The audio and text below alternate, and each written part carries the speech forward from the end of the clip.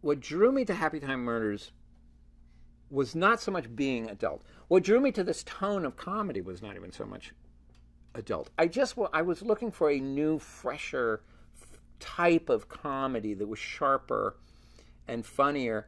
And through our improv show, Puppet Up, I learned that the bluer it got, in many ways, the funnier it got, as long as it didn't go too far, as long as it was relevant, and that made it adult. So here we were with what I thought was, this is good. This is really funny. It's sharper. The characters still have the same inherent innocence, but they're uncensored, and they have real lives that bring them into really weird places, and they're puppets.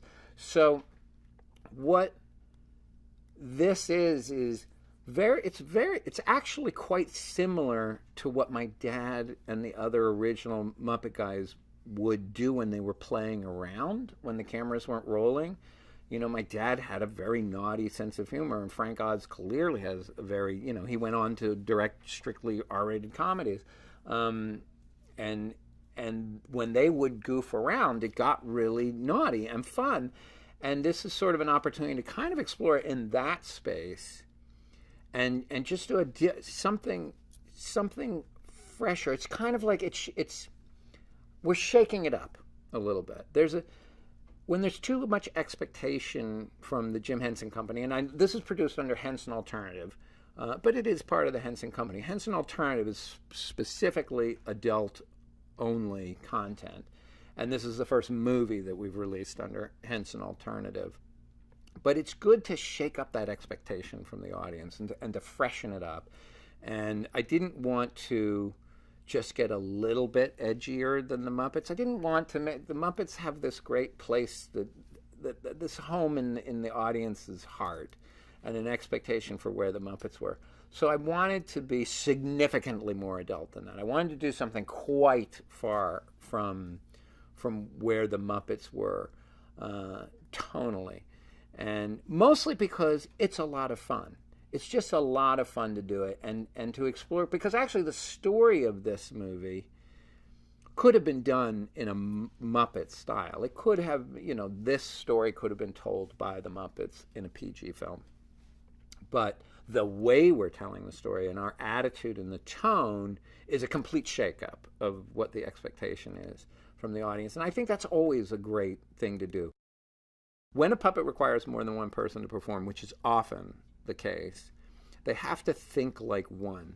And it's really extraordinary watching the really good puppeteers when they can work so in sync that they can improvise and they can, both go at the same time. Puppetry isn't an internal performance art.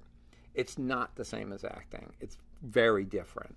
Actors try to respond. They try, a method acting is, I'm not acting at all. I'm doing nothing. As long as you stimulate me correctly and I've developed my character, then my character will act perfectly. And it's an internal thing. They become the character. Puppetry is different. The puppet's up there. And it's not here. It's up there. And sometimes the puppet develops a personality that even surprises me. Like when I'm improvising sometimes in our stage show, the puppet will say things that I didn't expect the puppet to say. I know that sounds really weird, but I'll walk into a scene thinking this is the character I'm going to do, and then the character opens, and then I start performing, and something else comes out. It's actually an external performance. You're projecting a living, breathing personality into that puppet, and then when multiple performers are working, because it's this external process, they're all bringing that thing to life. And for some weird, cool reason, multiple performers can all just sort of lock in, and that character now has one brain that's driving the whole thing. And it's really quite extraordinary to watch.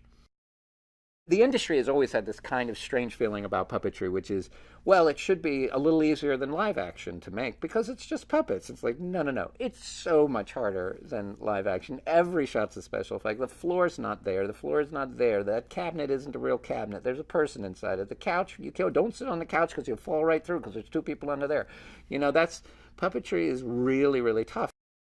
They're forced to work together to try and solve these crimes and prevent any more killing, and that's really it's really their story. It's the story of these two that hate each other and have to work together in this dark and grimy version of Hollywood and the dark underbelly of puppet society in Hollywood, and how they work together, and how they can get past things, and ultimately they are two characters that very much love each other. And I think even at the beginning, as they hate each other, the way both performers, Bill Barretta performing Phil and Melissa playing Connie, they're so Edwards, they're so good that as the audience, they hate each other, but something is going on here. They actually have a real strong connection of some sort.